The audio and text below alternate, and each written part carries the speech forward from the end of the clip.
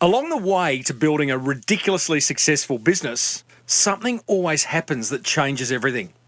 It doesn't need to be a monumental something, just a shift that takes you from ordinary to extraordinary. That's what happened to Brian Smith, the founder of the iconic UGG Boot brand. Let's go and find out exactly what that shift was. Hey, before we do that, this episode of the Small Business Big Marketing Show is made entirely possible thanks to Fastmail and 52ways.biz. Fastmail is this cool email provider that's not only super quick, it's also ad-free, totally private, and more secure than, something that's really secure. Packages start from the cost of a cheeky little latte per month, and you can grab a free 30-day trial plus get 15% off your first year over at fastmail.com/Timbo. And then there's 52ways.biz, a free one-day business event for people like you and I, business owners that want to grow. Hosted by Dale Beaumont, it's 8 hours of solid business building gold. You can grab your free tickets for you and a mate or two or three over at 52ways.biz, B-I-Z, before it's too late. Well, I said, welcome to a small business marketing show where successful small business owners share their souls to take your marketing straight to the lead. Now, here's your host, Mr. Timbo Reid. And welcome back to the Small Business Big Marketing Show. I'm your host, Timbo Reid. You, infinitely more importantly, are a motivated business owner and you're ready to crank out some great marketing to build that beautiful business of yours into the empire it absolutely deserves to be. And that's exactly what we do around here. Been doing it for 366 episodes. If it's your first time round, welcome. If you've been with me for the journey, 8 years now, love your work. Hey, big show today. Brian Smith, the founder of the iconic UGG Boots brand, joins us. Resident techspert Dale Beaumont shares another productivity tool. I share another low-cost marketing idea that'll put a smile on your dial. We go back into the vault, revisiting a chat I had with AFL high-performance coach Mark McKeon, and I've got some exciting news on next week's guest. No big name, but an exciting and very clever launch story nonetheless. You're going to love it. As per usual, team, there's marketing GOLD dripping from the ceiling over here at Small Business Big Marketing's HQ. So let's get stuck right in.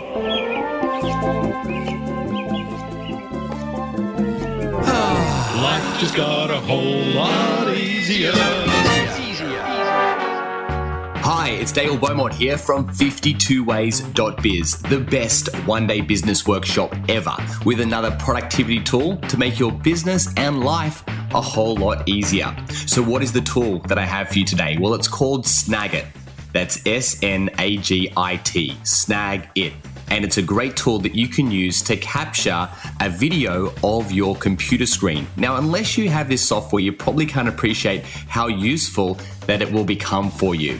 You can use it in so many different ways. You can use it for replying to emails. Instead of writing, what you can do is do a video of the email and talk over the top of it and then send back a video link. You can also use it when you're reviewing work from graphic designers or website developers. So rather than writing, again, long emails, you not only tell them what they need to change or fix, but you actually show them as well, which means a whole lot less confusion, and also you're going to save a lot more time. And the other thing you can use it for is documenting systems within your business. So you can create videos of all the things that you do, and then you can upload them to another service that I'm going to tell you about on another episode, and then you start to document everything that you do in your business. It's a great tool, so you should definitely check it out.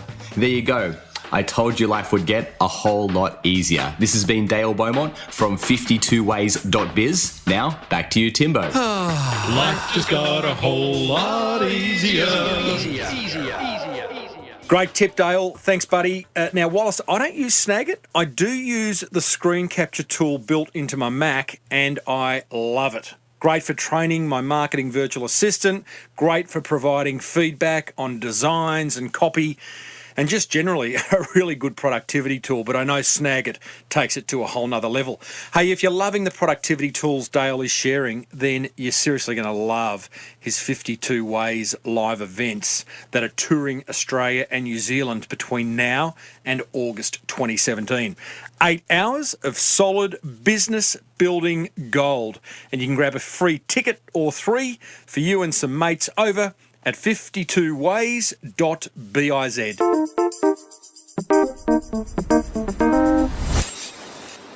Righto. Coming up after today's interview, I'll share another low-cost marketing idea in that segment we've all grown to love called What Have You Got to Lose? But right now, let's meet today's successful business owner, Brian Smith, the founder of the iconic UGG Boots brand. Now, we cover plenty of ground in this chat, including how he built such an amazing brand, how you can kind of learn from that, the importance of focusing on niches, the power of listening to your customers. He even gets a little woo-woo on us. Nothing wrong with a little woo-woo. You know, I love it. Plus, Brian shares the moment when UGG Boots went from a struggling footwear business run by a couple of salty old surfers, well, actually, they were young at the time, to something so much greater. In fact, it's now a multi-billion-dollar brand, although Brian no longer has anything to do with it. And I'll touch more on that after the interview. I started off by asking Brian where the idea for UGG Boots came from. Well, for me, it came from when I was an accountant in Perth and hated being one. And after 10 years of studying, I graduated and quit the same day as a chartered accountant. And I'd always noticed that the big trends like waterbeds and Levi jeans and all that were coming out of California. So I decided to come here and look for the next big thing to bring back to Australia. So after about 3 months of surfing, I still hadn't found the next big thing, but I fluked upon this advertisement for a pair of sheepskin boots in a surfer magazine, and I thought, oh my God, there's no sheepskin boots in America. And so I called up the manufacturer who ran that ad and bought 6 pairs of samples. And that was my beginning in the world of sheepskin and the world of UGG. Wow. Just go back to that time in Perth. You've graduated from accounting. You have got a lifetime of that, because back then, you know, careers for life. You know, you had one job. It was. Yeah. What was it in your psyche that had you want to head over to the States and find the next big thing? That's a very kind of 2017 thing to do. Yeah, well, I just discovered yoga back then. That's like the very late 70s. And I was meditating one day and thought, you know, what on earth can I do? And at the same time, I just ripped off the cover of a brand new album called Dark Side of the Moon. And I was listening to the words, and the second song went, you know, tired of lying in the sunshine, staying home to watch the rain. You are young and life is long, and there is time to kill today. And I went, oh my God, he's talking to me. Wow. And then it went on but then one day you find 10 years have got behind you. No one told you when to run. You missed the starting gun, you know. And that's when I got covered in goosebumps and realized, oh, my God, I've been running on the spot all these years, not liking what I'm doing. And so it was that, like, spiritual nudge that, you know, that's what I call the goosebumps. You know, it's like a spiritual nudge to take notice and get up and do something. You people who have epiphanies annoy me. You're not the first successful business owner on this show to look, I think we all have them. I'm not sure we all listen to them. And you... That's right. You acted on it. So you race over to California. How old are you? I just turned 70, so I came over when I was 29, 30, just about 30. I didn't actually ask how old are you now, but thank you for sharing that. I just turned 50, so, you know.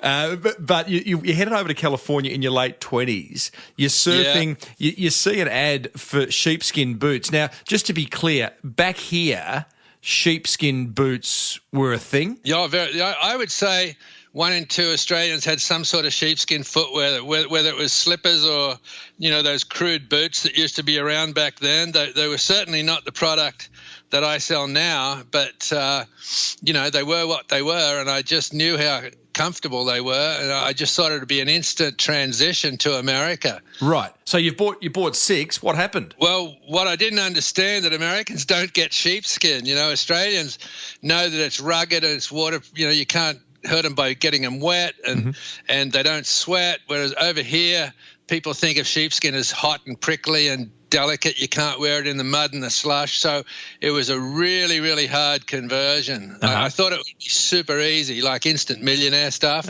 but it was like a 15-year grind to get it to where it became really popular. Was it really? 15 years? Yeah. Oh, at least, yeah. My goodness. Well, let's try and kind of dissect that because hanging around for 15 years, I mean, you've got some patience. I mean, you could surf and meditate, I suppose, in that 15 years to keep you interested. But what were you doing wrong for so long? I say lovingly. Well, I started, my first season when I bought those samples. I went around to the shoe stores. They shut me out completely. They just didn't get it. And then I sort of pivoted, being a good entrepreneur, when you hit the wall, you have to look elsewhere. So I figured, well, all my buddies up at Malibu thought they were great. And I realized that all the California surfers who'd been to Australia had brought a bunch back for their buddies. So within the surf community, it was pretty hot. So I started going to the surf shops and just with my samples asking if they'd be interested, they made it sound like I was going to be that instant millionaire. So I bought 500 pairs. I raised 20 grand from investors and bought 500 pairs. And then I went back to all these surf shops but they all said, oh man, you're going to do great. But, we couldn't sell them in our store. We just sell surfboards and trunks and sandals, but don't worry, you're going to do great. So my first year's sales was 28 pairs. It was like a real awakening. Yeah. And so for the first couple of years, I just started doing swap meets and street fairs, and I had a huge product line in the back of my van. So at Malibu Beach, every time I'd finish surfing, I was open for business, and I had like a retail store going out of the back of my van. So that kept me alive. But, for 3 years, I had to get summer jobs. And in the meantime, I started advertising, and now I'm going to answer your question about what did I do wrong, right? Yeah. So I hired these models, guy and a girl and a photographer, and posed them on the beach on the rocks, surfing the sunset in the background and perfect hair and clothes and everything. And I ran those ads, and the sales went to about $5,000 that season. And I thought, wow, something's wrong. So the next year I hired better looking models and a more expensive photographer and posed them on the beach again and ran those ads, and sales went to about, $12,000 to $15,000. And I'm going, this is crazy. They should be just taken off. And I was having a beer with one of my surf shop owners, one of my customers, and he just said, oh, shut up, Brian. And he called out to the back to all these young, 12, 13-year-old grommets, and he goes, hey, you guys, what do you think of UGG? And they all came out and they were just saying, oh, those Uggs, man, they're so fake. Have you seen their ads? Those models, they can't surf. And instantly I knew I'm sending the wrong, image to my target market. So again, pivoting, I called up a buddy, Pete Townend, who's another Aussie who was running the National Scholastic Surf Association up in Orange County. And I said, hey, Pete, do you have any young kids that are going to turn pro soon? Because I can't afford to pay them. And he gave me a couple of young guys. And instead of the expensive photographer, I just took my little Canon Sure Shot with them. And we went surfing down at Black's Beach and Trestles, which are two famous surf spots here. And each one is about a mile to walk to. And I just started running those ads in the Surfer and Action Sports retailer magazines, and the sales went to $200,000. Wow. Just purely because I matched the image with my target market. Every little kid who reads Surfer magazine would just die to be walking on those treks with Mike Parsons and Ted Robinson. And I finally twigged onto what marketing was all about, and that became my passion from then on. And that's why the UGG brand took off to become $1 billion brand now, Simply through the the simple idea of understanding your audience better. Mm-hmm. Wow. Giving them what they want to see, yeah. You don't sell your product, you sell the benefits of your product. I don't think enough business owners understand that. And it's, you know, read any marketing text and it's going to say sell the benefits, not the features. And, you know, from an easy point of view, you can talk about a feature and then insert the two words which means, and that leads you to describe the benefit. But that's right, yeah. Amazing. Well, I was able to capture it all visually. So I didn't even have any copy in those two ads. It was just, hey, 6 a.m., Trestles Beach, Mike Parsons and Ted Robinson. That was the only copy. And you could hardly see the UGG boots because, the photos were so, you know, the guys were in the distance and the UGG boots might have been about 1/4 of an inch big. But it didn't matter. The benefit was, wow, I could be there with Mike Parsons if I had a pair of UGG boots. And shot on the Canon Sure Shot too, Brian. Let's not forget that, mate. I mean, really, I love it. I love the fact that, you know, I worked in a big advertising agency for 10 years and I've seen what can be spent on production, yet your production budget was minimal. So did you then go, okay, now I just need to double down on my media spend. I've got my message right. Now I just need to find as much money as I can to run as many ads as I can throughout the states, or what happened? Well, no, it didn't go that way because I was, you know, even though the sales were 200,000, you know, there wasn't that much profit left over at the end of the year after all the trade shows and everything. So what I did was instead of trying to go big, I just went niche by niche. So the next market was skiing and snowboarders because snowboarding had just started then.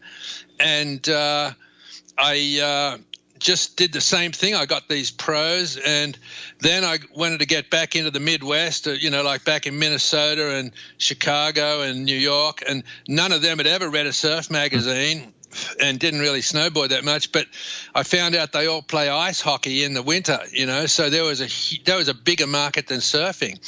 And so I did the same thing, got some young pro skaters, and so I just duplicated that, you know, urge to be in the photograph into every different niche that I tried.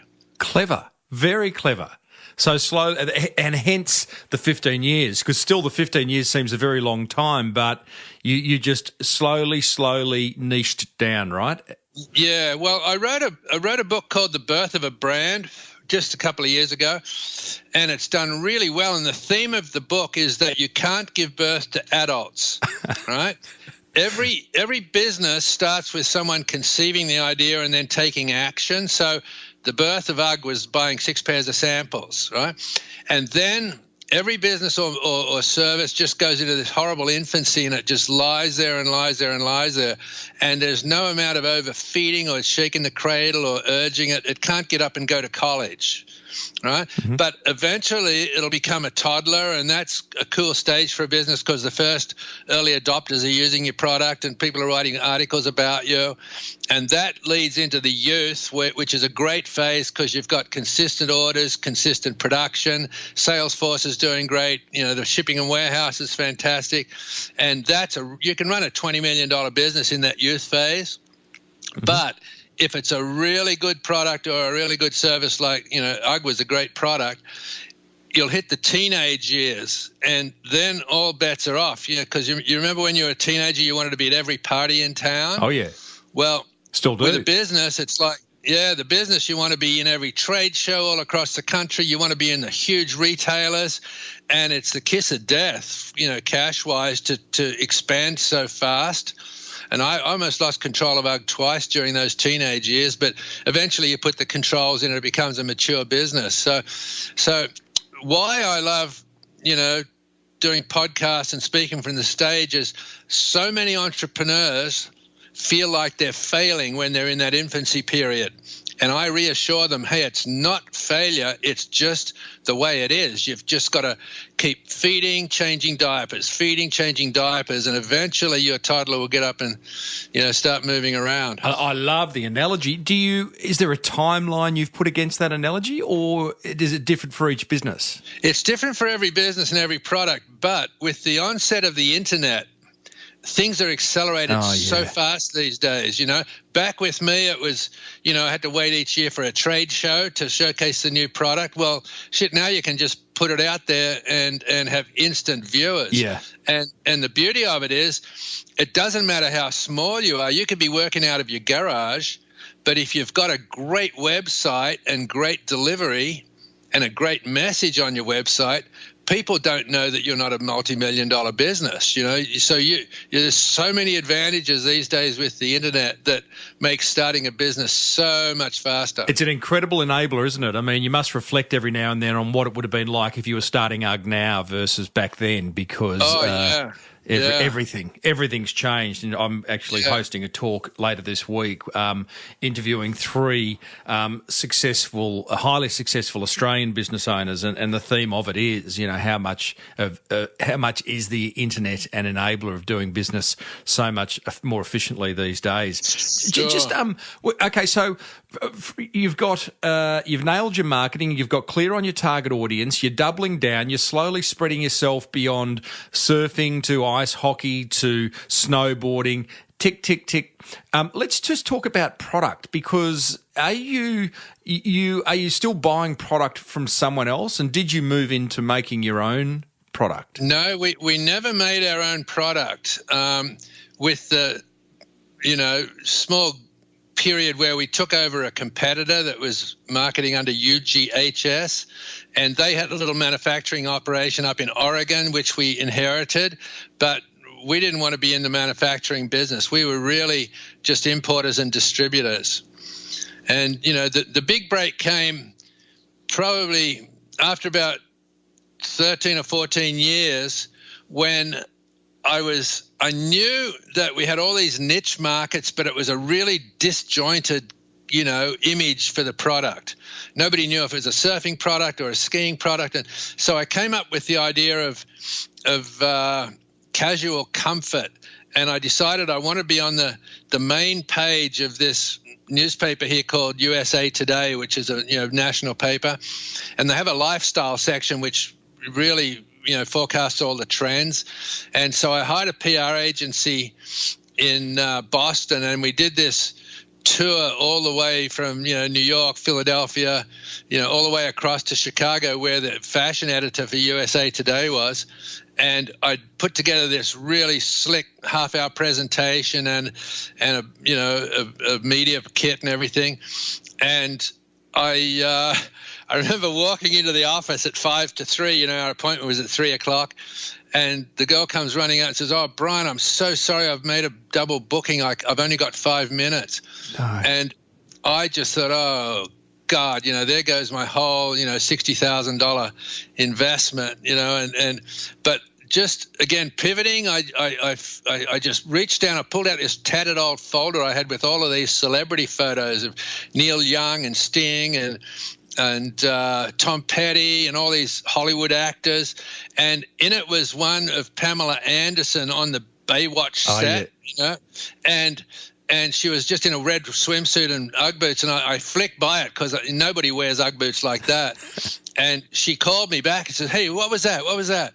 And she wrote down the name of the photographer and the tabloid that someone had sent me from London. And she says, "Do you have a media kit?" "Yep, got to go." And in like 4 minutes, she was gone.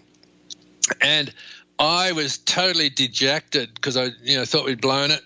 And yet the next day I got into the airport at Chicago on my way back to San Diego, and I open up USA Today, and there on the lifestyle section is front and center this huge shot of Pamela Anderson, and the second page was all about the sheepskin category, and she listed all of the trends in sheepskin and now the footwear thing, and she listed all the competitors, which at first really peed me off, but eventually I realized that, wow, she just took this from being my product and created a whole category of shearling footwear.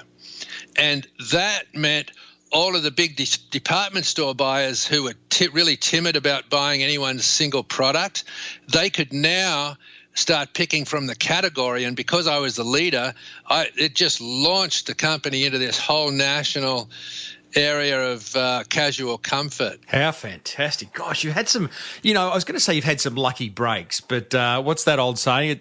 For you, it took you 15 years to be an overnight success. But yeah, I call it karma. You put out an effort and it comes back, both good and bad. And the weird thing, you talk about real karma, is that shortly after that, and this is just before I sold the company because it got too big for me, I'd been for 2 or 3 years sending 20 or 30 pairs of boots to all these individual people in England because this girl, Trudy, wanted us to just, send it to all her friends. And it was Trudy Styler, who was the wife of Sting. Oh. And it was a pain in the butt every year. But this one year she called and said, Brian, I need a huge favor. I've just been to this seminar. It's changed my world. I want a thank you gift. I want the most perfect pair of size, whatever, tall sand boots. And here's the address. Do you have a pen?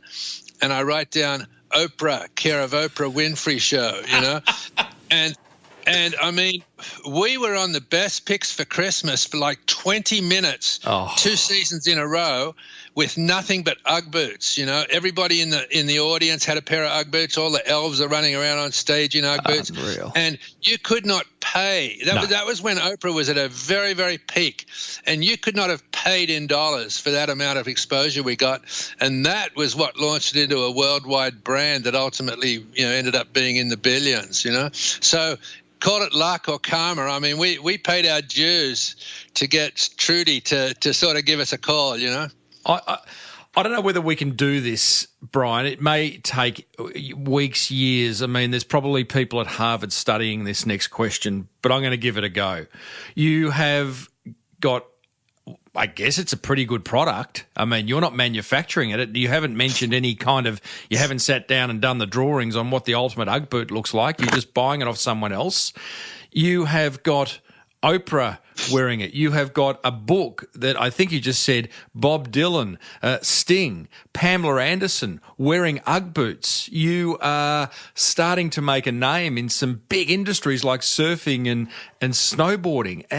Yeah. And you have become a cultural icon, the UGG boot. And I'm just trying to figure out how do you do that? Can you kind of, I don't even know what the question is because maybe you don't even know the answer. Well, I think I know where you're going because everybody asks, how do you start $1 billion brand? And the answer is you don't. Of course you don't. You have no idea. But how do you get it to be? Were you just lucky that it was a piece of footwear that was like no other? And several things. One, the product itself is fantastic. I mean, it was crap when I first started. I mean, these boots were so bad. But over years of product development, and even though I didn't make any boots, I did design several styles. Like I wanted to do a lace-up sneaker, which I did. That was a big hit, and I did several different designs and improvements that really kept us at the lead of the category. So there was some product development, but it was really the fact that when anybody put a pair of boots on with bare feet, they went, oh my God, and that was the most common thing I heard in that whole business. And so the product, that saved me through a lot of disastrous business decisions. But when you get a great product and a great image that I developed with Casual Comfort, and then some really good people in marketing in the company that I sold to, they're the ones that really took it mainstream into the department stores and capitalized on the Oprah story. Celebrity endorsement, is it massive? It's been massive for you. I mean, you go pick a major brand, and they've all got some very, very successful celebrity behind it. It's interesting. I'm working on an interview. You having lived in America for so long, you might not know the brand Swiss multivitamins. No, I don't know that. massive brand in Australia, one of the biggest spenders on TV advertising in Australia, just been sold to a Chinese company for billions of dollars. Wow. But their whole advertising strategy, their creative strategy is celebrity endorsement. So you're seeing the captain of the Australian cricket team, rugby team, Olympic swimmers, that's all you see in the ads. They must be spending a fortune, and it's my major question for him is, well, clearly it's been worth it, but understanding the numbers is another thing, I reckon, when you start to spend that kind of dough. Yeah, well, my first two celebrities cost me 6 pairs of boots each. Love it. So it's all scalable. UGG was always a wholesaler, correct? Did you actually open in your time? Because, and I know you told me how much you can talk about this next part of your business life, Brian, and how much you can't, but you lost the control of the company twice? Yeah, that was when I was trying to raise money and trying to keep ahead of the competition. So I was always exceeding myself, but I did manage to always get it back then. But when I sold the company at the end, it was time. I had it up to about 15 million, and it was looking like a $20 million season, and I really didn't know how to finance it. And a buddy of mine had just taken his company public on a brand called Tiva. I don't know if you have Tiva sandals in Australia. But huge thing. And I knew he was sitting on about 25-30 million in cash. And I saw him. We'd always crossed paths on the road when we were selling in the early days. Mm-hmm. And we would joke, hey, why don't you buy me? Oh, you can't afford it. We would joke with each other. And this time I happened to be going to a big trade show in Atlanta, and I saw him in baggage claim at the other end of the terminal, and I just got goosebumps again, which is always my guiding sort of instinct. When I got these goosebumps, I went, oh my God, it's perfect. And so I went down to Doug and I said, hey buddy, if ever it's going to happen, now's the time. And that afternoon we had the accountants talking to each other, and we sold out for cash. And it's like going public without having to go public. It was very, very, very lucky. So that was the second time you sold the business. Is it the last time? Yeah. And it was a $15 million business then? Yeah. You've gone, beauty, I can go back to surfing? Pretty much. UGG's gone on to some big things. I mean, as you say, it's a $1 billion brand. Yeah, and it's when Oprah got hold of it, then the world sort of woke up.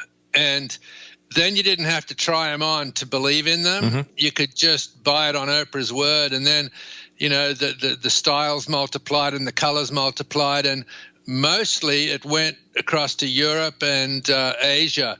And like in Europe, it still hasn't even hit half of its pace yet. They're still lagging way behind America. As you don't have an involvement in the brand anymore, do you look at it with envy, with joy? Oh, joy. Every time I see a pair of UGG boots on the street, I just do a little skip and jump, and I'm still involved in the company because now that I've got this book, The Birth of a Brand, and when I speak from the stage, I tell stories all about building the UGG boot business, and it's super inspirational and motivational. I try and help entrepreneurs see that your most disappointing disappointments nearly always become your greatest blessings. That happened to me so many times. And another one is, when they're in that that infancy stage, I just go that, hey, the quickest way for a tadpole to become a frog is live every day happily as a tadpole, So lots of inspiration. Tell me about, okay, let me just call you on, the darkest days can be blessings, because there are business owners listening who are nodding their head going, yep, thank God I had that failure because I learned from it. But there's business owners listening right now who are right in the midst of that failure, who are really considering, it's going to be so much easier going back to work for the man. What do you say to them without it sounding like a platitude? Yeah, well, number one, I don't want to say this is 100% true, because sometimes there are products or services that people are trying to push that really don't have any competitive edge.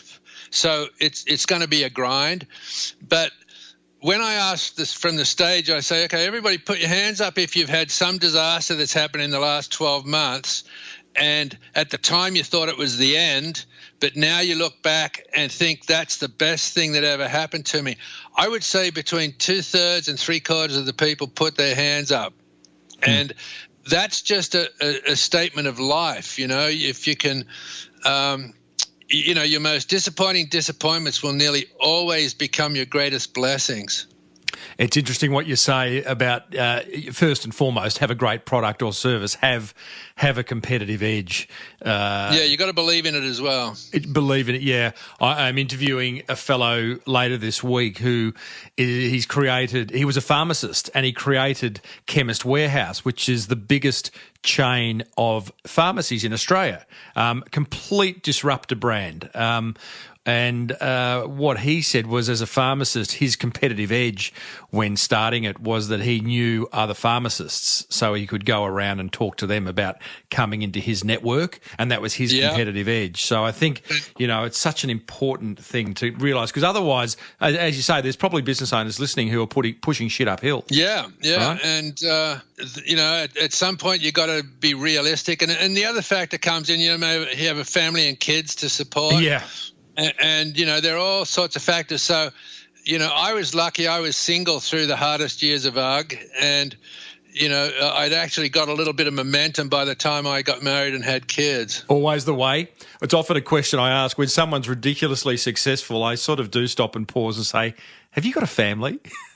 Really? Well, it's so much easier without one, right? When you're in those early days of building a business. Not always. Yeah. But now you are, I've watched some videos of you presenting. You are a spiritual guy. There's a phrase I use often on this show, which is woo-woo. It's, the woo-woo factor, right?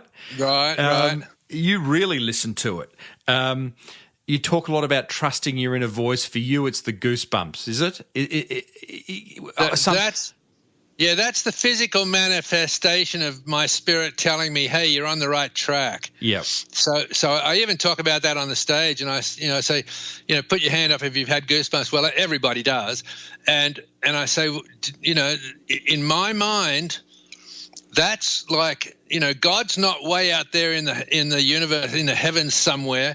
There's a spark or a fragment of God in every one of us, and it has a plan for what it wants us to do. And every time we make a decision that's in alignment with its goals, it sends a message, and the only way it can reach us is through this electrochemical mechanism we call a body, and it comes out in the form of goosebumps. So I tell people on the stage, hey, next time you get the goosebumps, just stop for a second and ask yourself, hey, did I just make a sort of a life-changing decision? It's fascinating, mate. I've got goosebumps at the moment. I was heading to bed last night. I was standing in front of the bookshelf because it's time for a new book. I've finished the last one. Standing there, every book in the shelf I've read. I thought, I really want to read something tonight, and I pulled out Dr. Wayne Dyer's book, You'll See It When You Believe It. I love it, yeah. I imagine you do. Mm-hmm. And I got stuck. I probably read about 50 pages last night, and it's really kind of reiterating what you're just saying. So right now I'm going, what's in that? How did that happen? What's that synchronicity all about? Yeah, well, you just hit upon a truth that's right for you. Correct. You before we head off, Brian, and I've loved chatting to you, mate. You've got 4 positive affirmations that you carry with you on a daily basis. Do you want to do you mind sharing what they are? Sure. I found these in a philosophical book about 25 years ago, and I typed them out on a piece of paper, and I've carried that piece of paper forward in my daily planner for 25 years. And they sound negative, but they're 4 of the most positive statements you'll ever hear. It's feast upon uncertainty, fatten upon disappointment, enthuse over apparent defeat, and invigorate in the presence of difficulties. And what these statements do is, when anything happens, things get difficult, I've just got so blasé with it, I go, damn, why did that happen? Damn. Okay, what's good about it? Mm-hmm. And it's uncanny, but within a half an hour or a day, you figure out some way around it, and then you look back and say, wow, I'm glad that happened, Or fatten upon disappointment. You can, the number of times I got shut out by retailers or, things went wrong, I would just sort of suck it up and say, okay, well, that's where I'm at. That's the business, So, and the beauty is, the best one is enthuse over apparent defeat, because defeat is not real until the second you give up. That's the only time defeat will get you. And as long as you can enthuse, when things look really bleak, and as long as you can keep hanging in there and have faith, it's amazing that you'll get through it, even in a matter of days, and things will start to look brighter again, because we all have our moments of despair. I used to wake up in the middle of the night with cold sweats and just this feeling of dread. I didn't know where the rent was coming from, or, how these business things were going to get solved. And I came to believe that there's only two real emotions. One is love and one is fear. And I wrote in my book, that the way I got around this was every time I'd have that dread in the middle of the night where it goes over and over and over and over in your mind, the only way to break the cycle is to say, I choose love, I choose love, I choose love, I choose love.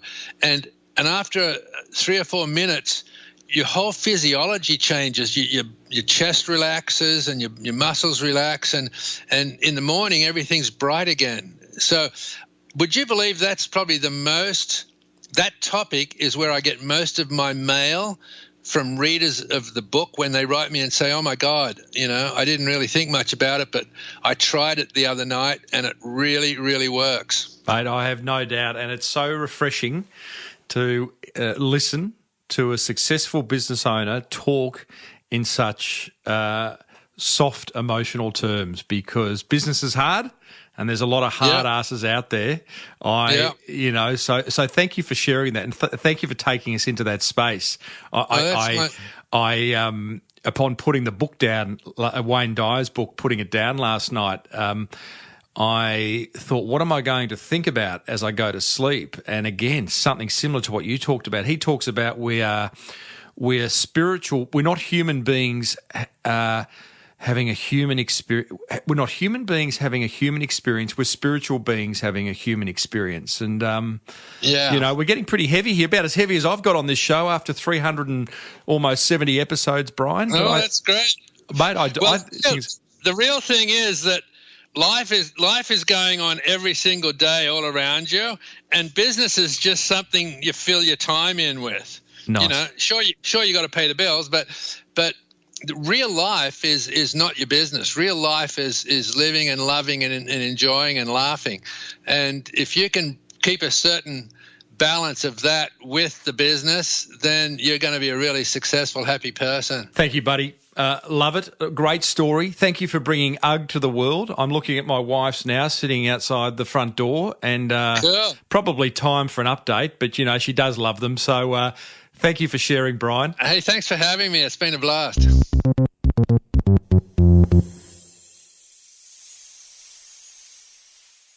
There you go, team. Brian Smith, the original founder of the iconic UGG Boots brand. Now, you may have picked up on the fact that Brian got out of UGG Boots well before it became the billion-dollar brand it is today.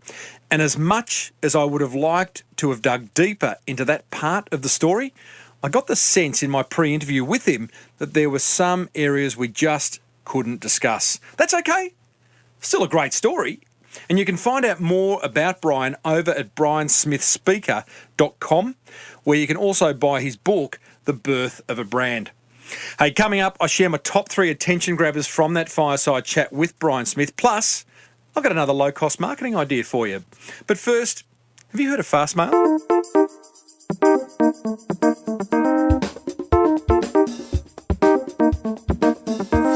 This show is lovingly supported by Fastmail, an insanely secure, ad-free email hosting service for that beautiful business of yours. I asked Fastmail's operations engineer, aka lead geek, Rob Norris, to wrap some numbers around Fastmail. And didn't he get excited? All right, well, we have about 150,000 users around the world. We deal with about 30 to 40 million emails every day. I think about 30 million of them is spam that we reject, so there's about 4 or 5 million legitimate emails a day that come through the system. We have 500 terabytes of just backup storage, so this is not the day-to-day mail that people use, but just all of their mail, last ditch, the world is on fire. We've got a copy of everything, so that's a ton of that. And we operate at that scale, but the company is probably only around 20 people. We run small, but we pack a punch. Fastmail, taking the fear out of Armageddon. Packages start from less than $4 a month. Grab a free 30-day trial plus 15% off your first year over at fastmail.com/Timbo. Okay, my top 3 attention grabbers from my chat with Brian Smith, the founder of UGG Boots, thanks to 52ways.biz and Fastmail. Attention grabber number 1. I loved this quote of his. You can't give birth to adults. I love it. Now, this applies not only to growing your business, but also the growing of a marketing strategy. Too many business owners have an expectation that the minute they launch a marketing initiative, whether it be a podcast or an advertising campaign or whatever, that it's got to generate immediate ROI. Like, I get it. I get the importance of, we've got to get business in the door now. But I also get the importance of being patient. You can't give birth to adults. Attention grabber number 2, niche down. Instead of going national with a successful surfer advertising campaign that Brian came up with, I love how he chose to identify other niches and embed the UGG brand that way. When it comes to creative marketing concepts, one size does not fit all. So it's worth spending quality time getting your message right for each niche. And attention grabber number 3, have a guiding instinct. I like this one. It's a little bit woo-woo. It's okay. For Brian, goosebumps are his way of knowing whether something is right or wrong. For me, I get this feeling deep within my gut. And it's a big gut. I love a little bit of self-deprecating humour. The challenge is to honour that feeling, that instinct, to actually have the courage to listen to it. That's the hard part. Hey, what grabbed your attention? Love to know. Head over to smallbusinessbigmarketing.com/366 and let me know. What have you got to lose? It's time for one simple yet effective marketing idea that you can implement immediately. One that won't cost you a fortune and that might just generate you more awareness, more inquiry, and ultimately, more sales. I call today's idea the Happy Holiday Offer. One of the best times to send emails to your users, to your customers, is during the holidays. It's true that around this time, your customers probably get inundated with emails, but a lot of people don't actually mind that much. In fact, they look forward to the opportunity to take advantage of the special offers they know businesses send out at that time. They know it will be crazy, but the special deals make it all worth the while. So if you want to boost conversions over the next holiday period, try sending out a timely email. Here's my 3 steps to creating that timely, happy holiday offer. Step 1. Decide what you want to offer. Maybe it's a 2-for-1 deal, or buy this and get this special, or maybe it's free shipping. Whatever it is, make it seem of high value whilst not breaking your bank. Step 2, once you've decided on your offer, design your campaign in your email client like MailChimp or ActiveCampaign. In order for your holiday offer to be successful, take the time to theme your email to coincide with whatever holiday you plan to send it out over. And work with a designer to create some original graphics for your campaign to spice things up even more. Step 3, send your email out and track how it impacts on your sales. And here's the pro tip, team. If it works, look for the next holiday opportunity to send a similar email out. Just be careful not to overdo it. Your offers will be less enticing the more often you do them. There you go. That's my 3 steps to creating a timely and happy holiday offer. You can head over to smallbusinessbigmarketing.com/366 where you'll find some additional resources to help you bring that offer to life, including a blog post on 30 creative ideas for your holiday email marketing.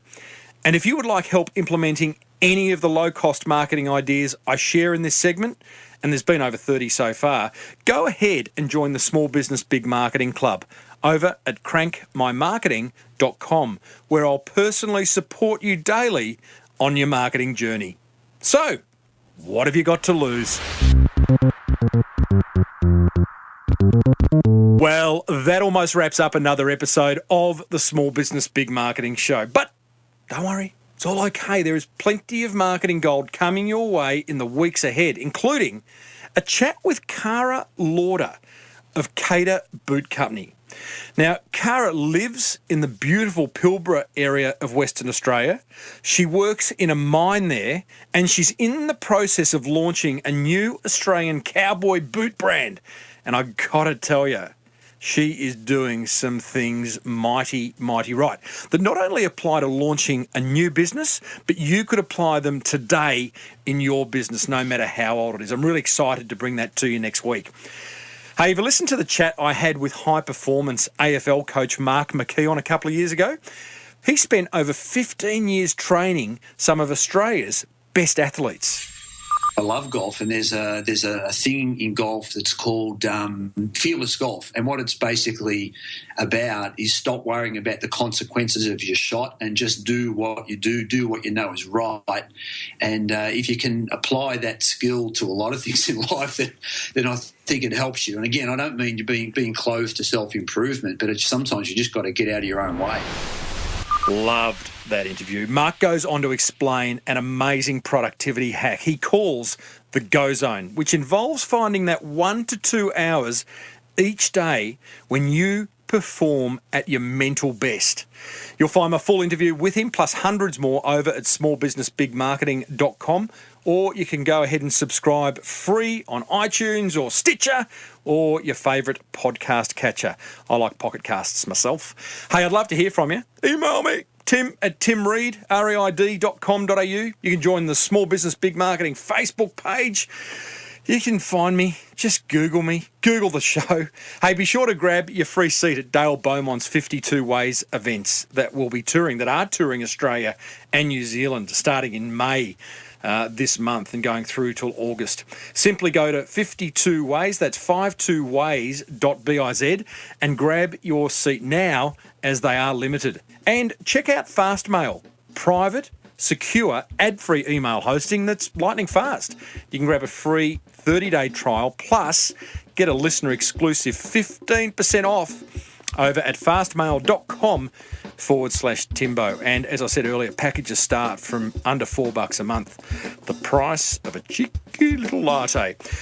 Hey, if you love the Small Business Big Marketing Show, why wouldn't you? Seriously, then let another business owner or 3 know about it. In fact, can you grab their phone and download it into their podcast app like today, tomorrow, all of this week?